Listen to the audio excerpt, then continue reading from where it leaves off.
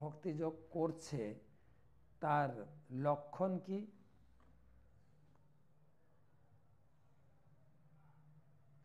তিনি কিভাবে কথা বলেন, তিনি কিভাবে অবস্থান করেন, কিভাবেই বা বিচরণ করেন। যিনি ভক্তি করছেন তাকে দেখে আমি ভক্তি করব, তার লক্ষণটা কি, ভক্তির লক্ষণটা কি, আর তিনি কিভাবে অবস্থান করেন, তিনি কিভাবে কথা বলেন, আর কিভাবেই বা বিচরণ করেন। চারটে প্রশ্ন। প্রথমে লক্ষণ কি, তার উত্তর দিচ্ছেন ভগবান 55 শ্লোকে। শ্রী ভগবানুবাচ প্রজাহাতি যথা কামান সর্বান পার্থ মনোগতান আত্মন্যেবাত্মনা তুষ্ট স্থিতপ্রজ্ঞস্তদোচ্যতে। ভগবান বললেন ভক্তিযোগী স্থিতপ্রজ্ঞের প্রথম লক্ষণ হচ্ছে মন গড়া কিছু বলেন না, শাস্ত্রে যা লেখা আছে সেটাই বলেন, উল্টো পাল্টা বলবেন না। তিনি হচ্ছেন সাধু, তিনি হচ্ছেন ভক্তিযোগী। তিনি কিভাবে কথা বলেন, দুটো শ্লোকে 56-57 কিভাবে কথা বলেন, মানে কি রেগে রেগে কথা বলেন না ইংরেজিতে বলেন বাংলা, ওরকম না। কথা বলা মানে মানুষ স্বাভাবিক থাকলে অনেক ভাষা আলংকারিক দিয়ে কথা বলে, মানুষকে চেনা যায় না। মানুষের আসল রূপ বোঝা যায় যখন সে তার জীবনে দুঃখ দুর্দশা আসে, সে কিভাবে প্রতিক্রিয়া করছে সেটাই। দেখেন কিভাবে ভগবান উত্তর দিচ্ছে। দুঃখেষু অনুদিগ্ন মনা সুখেষু বিগত স্পৃহ বিতরাগ ভয় ক্রোধ স্থিতধি মুনিরিচ্যতে। তার জীবনে দুঃখ এলেও ভেঙে পড়েন না, সুখ হলেও অট্টহাস্য করেন না। আমরা সেটাই করি, দুঃখ হলে একদম ভেঙে পড়ি, আর যখন সুখ আসে আনন্দের তো আর সীমা নেই।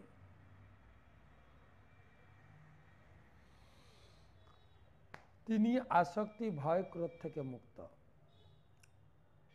ঠিক বোঝা গেল? তার জীবনে দুঃখ আসলেও কাউকে দোষারোপণ করে না, সুখ এলেও তিনি অত্যন্ত উল্লসিত হন না। আরও উদাহরণ দিচ্ছেন, য সর্বত্র অভিস্নেহ তত্তৎ প্রাপ্য শুভাশুভম নাভিনন্দতি ন দেষ্টি তস্য প্রজ্ঞা প্রতিষ্ঠিত। তার প্রিয় অপ্রিয় কোনো কিছু লাভে তিনি বিচলিত হন না, তিনি পূর্ণ জ্ঞানে অধিষ্ঠিত। তাকে কেউ অপমান করুন সম্মান করুন, তিনি তার যা প্রয়োজন প্রাপ্ত হোক নাই বা পাক, কোনো কিছুতে বিচলিত হয় না, তার প্রতিক্রিয়া নেই।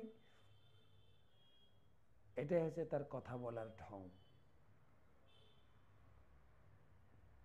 কথা বলা মানে তার জীবনে সুখ দুঃখ হলে কি প্রতিক্রিয়া, তিনি কোনো কিছু প্রতিক্রিয়া করেন না।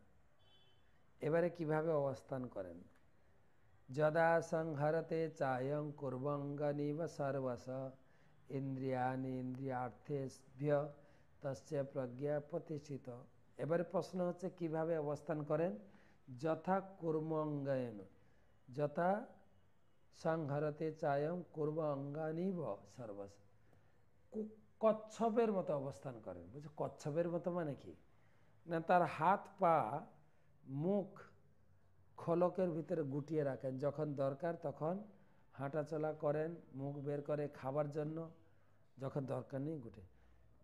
তাই তিনি কিভাবে অবস্থান করেন ভক্তিযোগী বা পণ্ডিত, না তার জীবনে তিনি যতটুকু দরকার ততটুকু কথা বলা, ততটুকু কাজ করা, ইন্দ্রিয়গুলিকে তিনি খুব সংযত রাখেন। তার সামনে ইন্দ্রিয় ভোগ্য বস্তু এলেও তার দ্বারা তিনি বিচলিত হন না, কুর্মের মতো। সেই জন্য দেখবেন অনেক মন্দিরে দেখেছি দক্ষিণ ভারতে, মন্দিরে ঢুকতে গেলেই প্রথম কুর্ম থাকে, কুর্মের ছবি। অনেকে জিজ্ঞেস করে কুর্মের ছবি কেন, না কুর্ম হচ্ছে সংযমী। মন্দিরে আসছো কেবল ভগবানের চিন্তা, ভগবানের সেবা, ভগবানের নাম জপ, ভগবানের ধ্যান, যেন মন এদিক সেদিক লোভে বশীভূত হয়ে না। বহু লোক মন্দির দর্শন করতে আসছে, আমি পুরুষ, মেয়ের দিকে নজর চলে যাচ্ছে, মেয়েদের পুরুষের দিকে নজর চলে যাচ্ছে। না, তুমি ইন্দ্রিয় সংযম করে মন্দিরে আসো।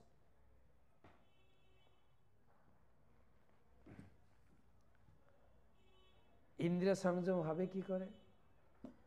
বিষয়া বিনির্বর্তন্তে নিরাহারস্য দেহিন রসবর্জম রসোপস্য পরম দৃষ্টিয়া নিবর্ততে। ভক্তি করতে গিয়ে ভগবানের সেবায় তুমি এত আনন্দ পাবে, এই জাগতিক তুচ্ছ সুখ তুমি ভুলে যাবে। উচ্চতর স্বাদ পেলে, ধরুন আপনি চিনি খেতেন, আপনাকে দেওয়া হচ্ছে রাজভোগ বা রসমালাই, আর চিনি খাবেন না রসমালাই খাবেন? তো ভক্তিযোগ সেবাটা এত আনন্দের, এই জাগতিক গৃহস্থালির সুখ, স্বামী স্ত্রী মিলনের সুখ তার কাছে তুচ্ছ।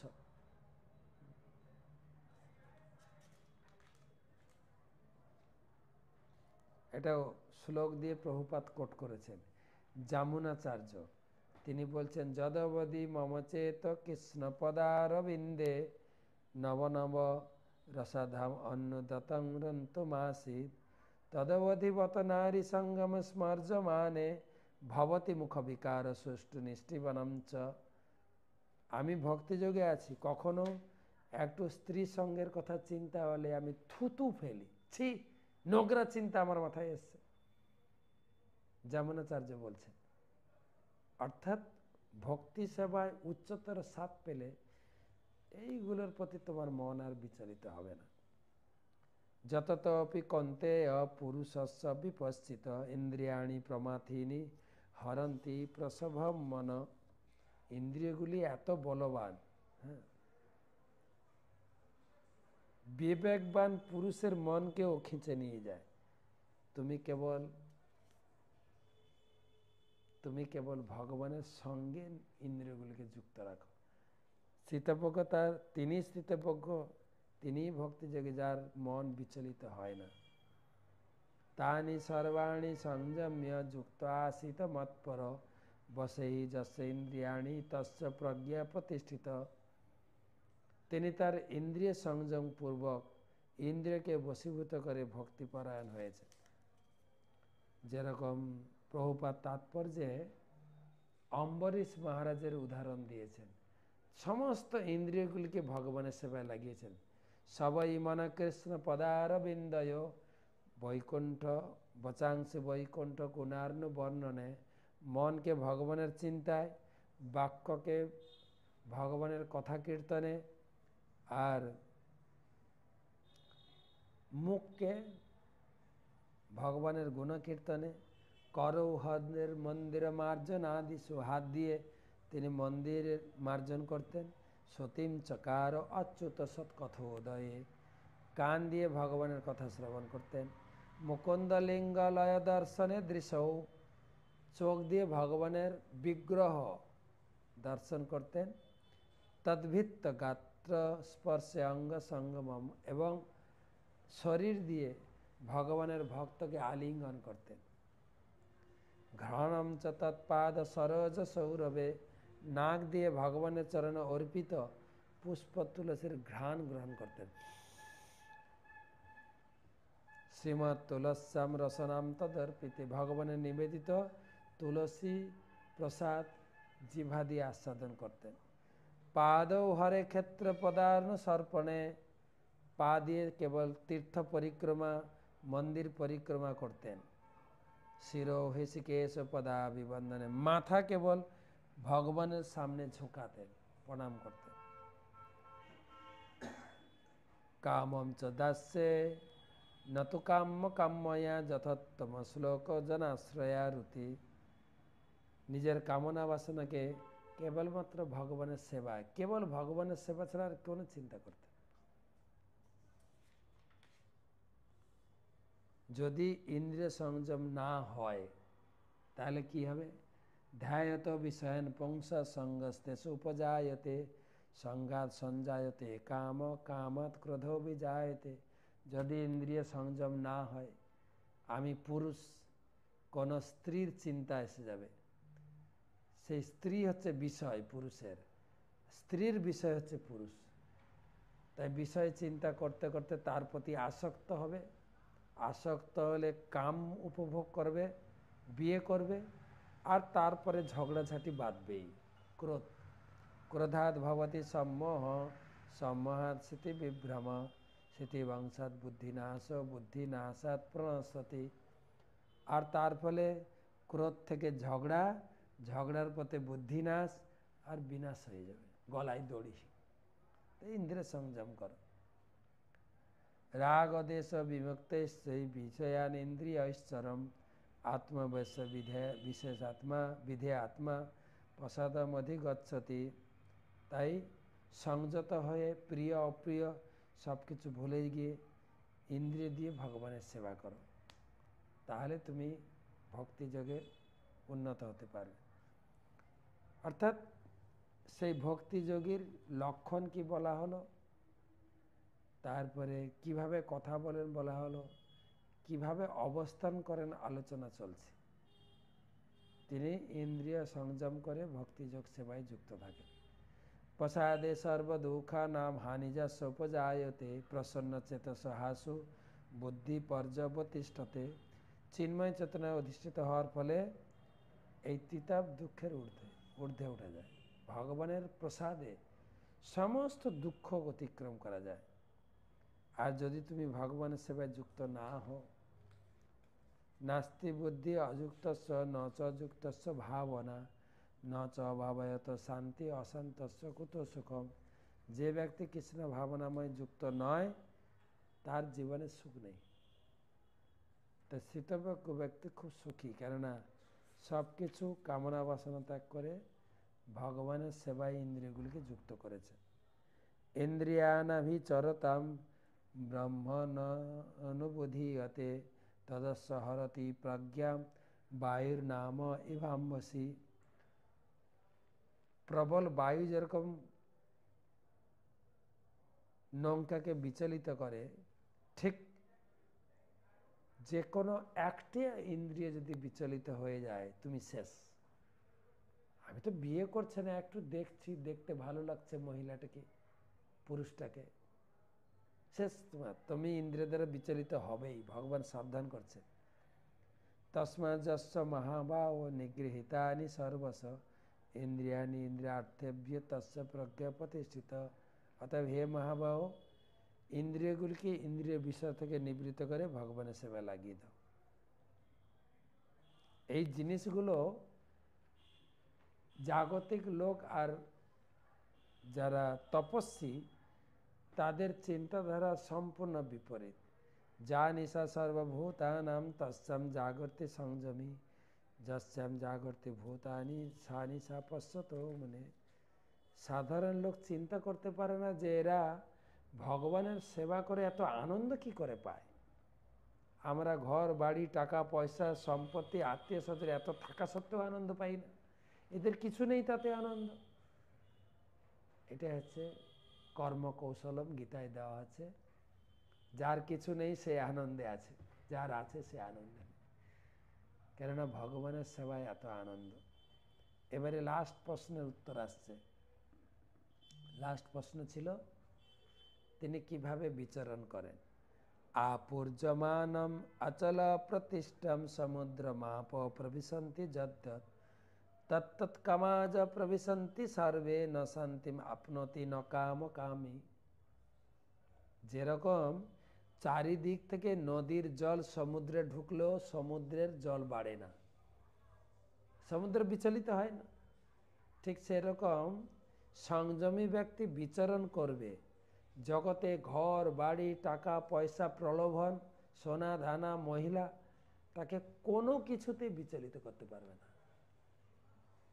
আমার গুরুদেব বলতেন, সাধু হবে ব্যাটসম্যানের মতো। কামনা বাসনার প্রচুর বল তোমার দিকে আসবে, ব্যাটসম্যান ব্যাট ধারণ করে সমস্ত কামনা বাসনার বলকে হাঁটাতে পারবে। সারা দুনিয়া ঘুরলেও, বড় বড় বাড়িতে বাস করলেও কোনো কিছুতে বিচলিত নয়। বিহায় য কামান विहाय कामान ज सर्वान् पुमांश्चरति निष्प्रिय निर्मम निरहंकारो सशांतिम अधिगच्छति। जे व्यक्ति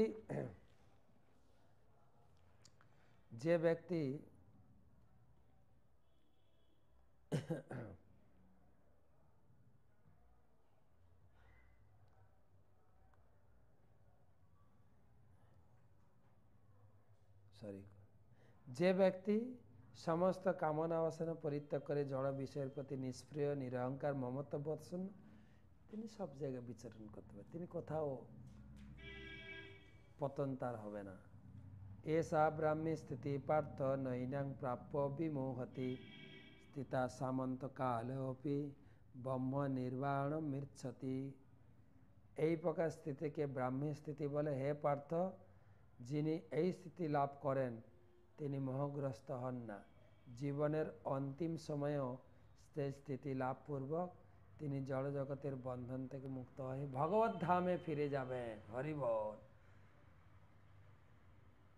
ইতি ভগবদ গীতার বিষয়বস্তু সারমর্ম পরিবেশিত বিষয় সাংখ্যযোগ নামক ভগবদ গীতার দ্বিতীয় অধ্যায়ের ভক্তিবেদান্ত তাৎপর্য সমাপ্ত।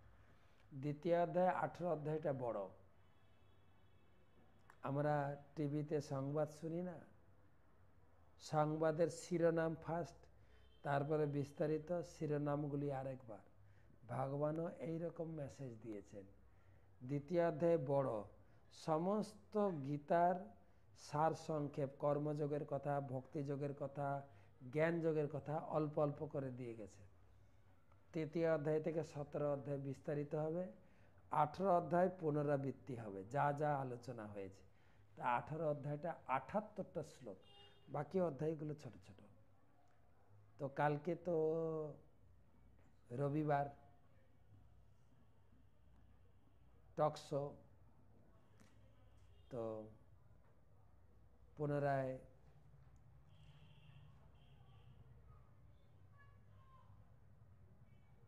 রবিবার না তো কালকে, দেখি খাতাটা দেখি কালকে কি বার, আজকে কি বার, বারটারও সব ভুলে গেছি কিন্তু।